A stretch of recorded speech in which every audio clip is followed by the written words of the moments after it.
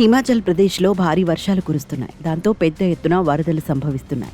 ఈ వరదల వల్ల జనజీవనం అస్తవ్యస్తమవుతోంది. ఇప్పటికే కొందరు ప్రాణాలు కోల్పోయారు, ఇంకొందరు గల్లంతయ్యారు. స్థానిక ప్రభుత్వం సహాయక చర్యలను చేపడుతోంది.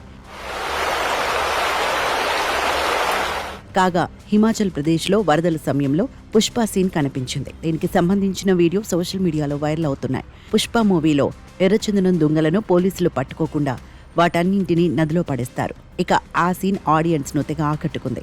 మూవీలో ఓకే, కానీ రియల్గా చూస్తే మాత్రం అయ్యో అనిపిస్తోంది. ఇన్ని చెట్లను ఎవరు కొట్టారనే ఆగ్రహం వస్తోంది. తాజాగా సోషల్ మీడియాలో ఇదే చర్చ జరుగుతోంది. హిమాచల్ ప్రదేశ్లో సంభవించిన వరదల్లో కొట్టుకొస్తున్న భారీ దుంగలు, చెట్లు ఎవరు నరికారని ప్రశ్నలు కురిపిస్తున్నారు సోషల్ మీడియా యూజర్లు.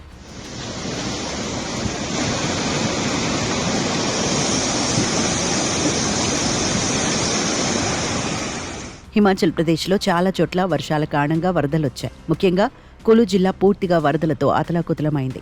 సైంజ్లోని బీబీఎంబీ పండోహ్ డ్యాంలో అనుకోని దృశ్యాలు కనిపించాయి. డ్యాం వద్దకు టన్నుల కొద్ది కలప కొట్టుకొచ్చింది. దాంతో 5 గేట్లను అధికారులు తెరిచారు. నదిపై మొత్తం కలప తేలుతున్న విజువల్స్ సోషల్ మీడియాలో వైరల్ అయ్యాయి. ఈ వీడియోలపై నెటిజన్లు రకరకాలుగా కామెంట్స్ చేస్తున్నారు.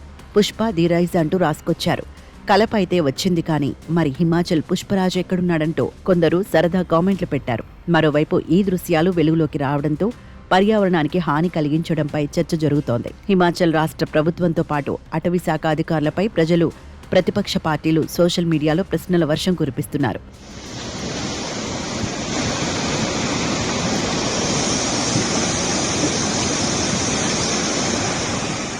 హిమాచల్లో చట్టపాలన కాదు, పుష్పపాలన జరుగుతుందని ఆమ్ ఆద్మీ పార్టీ ఎక్స్లో పోస్ట్ చేసింది. మరోవైపు కాంగ్రెస్ కూడా స్పందిస్తూ రాష్ట్రంలో అక్రమంగా చెట్లను నరికివేయడం స్పష్టంగా కనిపిస్తోందని పేర్కొంది. కుల్లులోని వరదల్లో టన్నుల కొద్ది కలప నదిలో ప్రవహిస్తున్నట్లు వీడియో బయటపడింది. అటవీ శాఖ తన బాధ్యతను సరిగ్గా నిర్వర్తించడం లేదని ఈ వీడియోతో అర్థమవుతుందని కాంగ్రెస్ ఎమ్మెల్యే కుల్దీప్ సింగ్ రాఠౌర్ విమర్శించారు.